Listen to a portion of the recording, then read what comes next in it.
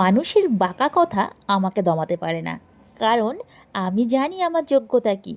এই মেয়েটি একদিন বড় বড় অফিসের দায়িত্ব সামলেছে, নিজের দক্ষতায় শত শত ছেলে মেয়ের কর্মসংস্থানের ব্যবস্থা করে তাদের মুখে অন্ন জুগিয়েছে।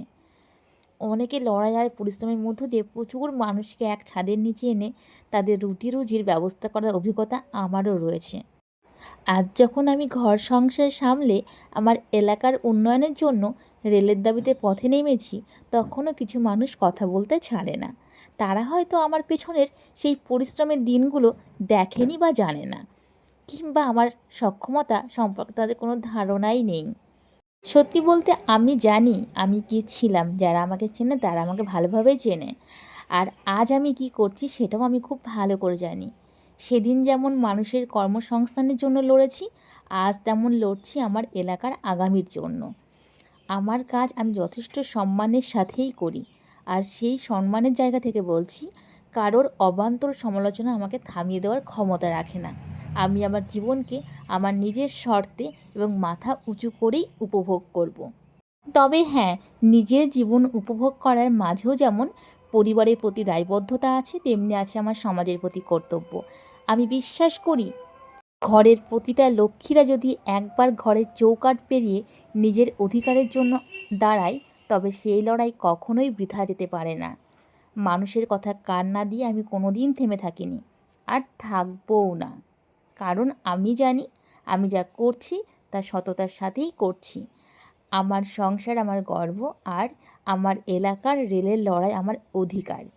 এই দুয়ের মেলবন্ধনই আমার হচ্ছে আমার জীবনের পূর্ণতা। মস্তক অবনত নয়, বরং মাথা উঁচু করে নিজের শর্তে বাঁচাই আমার পরিচয়। লড়াই চলবে, কারণ আগামীর পথটা আমাদের প্রস্তুত করতেই হবে। তবে হ্যাঁ, আমার এখন প্রতিটা দিন শুরু হয় ঘরের চার দেয়ালের ভেতরের সংসারের প্রতিটা দায়িত্ব নিখুঁতভাবে পালনের মধ্য দিয়ে। ঘর গোছানো, রান্না করা, সন্তানের যত্ন নেওয়া, সব কিছু এগুলো আমার কাছে শুধু কাজ নয়, আমার ভালোবাসা। কিন্তু এই গৃহিণী সত্তার আড়ালে আমার আরও একটি পরিচয় রয়েছে। আমি একজন সচেতন নাগরিক, যে তার এলাকার প্রাপ্য অধিকার বুঝে নিতে জানে। অনেকে বাঁকা চোখে তাকান, অনেকে সমালোচনা করেন। তাদের বলি, আমি আমার ঘরের কাজ এবং বাইরের আন্দোলন দুটোই যথেষ্ট সম্মান এবং মর্যাদার সাথে করি। রান্নার ধোঁয়া যেমন আমার চেনা, তেমনিভাবে রেলের দাবিতে রাজপথের ধুলো আমার কাছে অতি পরিচিত। আমার সাথে যখন ছোট ছোট সন্তানরা থাকে, তখন লোকে বলে নাটক করছি, কিন্তু তারা জানে না আমি ওকে শেখাচ্ছি যে শুধু নিজের জন্য বাঁচা জীবন নয়, দশের জন্য লড়তে জানা একটা বড় শিক্ষা। আর এই শিক্ষা আমি আমার সন্তানকেও দিয়ে যাব। তবে আপনাদের সাথে কথা বলতে বলতে আমার সমস্ত ঘরের কাজ কমপ্লিট হয়ে গেল। এখন যেহেতু বাবার বাড়িতে রয়েছি, সবাই মিলেমিশে আমি আমার বৌদি দুজনেই কিন্তু কাজ করে নিই। বৌদি রান্নাবান্না সেরে নিল, আমি কিন্তু বাকি কাজগুলো করে নিলাম।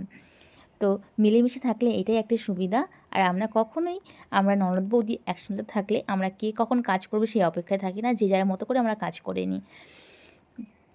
কাজের মাঝে অনেক কথা হয়ে গেল, তোমরা একটু কথাগুলো মন দিয়ে শুনবে। আমি যে কথাগুলো বললাম সেগুলো মনের কথা, আমি কখনো কোনো কথা মুখস্থ করে বলি না।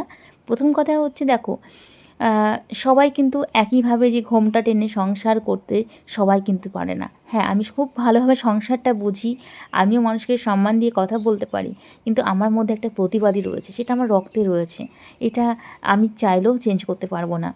তো তোমরা সাথে থেকো, সমস্ত দিকটা সামলে এই লড়াইয়ে আমি সামিল হয়েছি বা সামিল হব আগামী দিন। তোমরা সাথে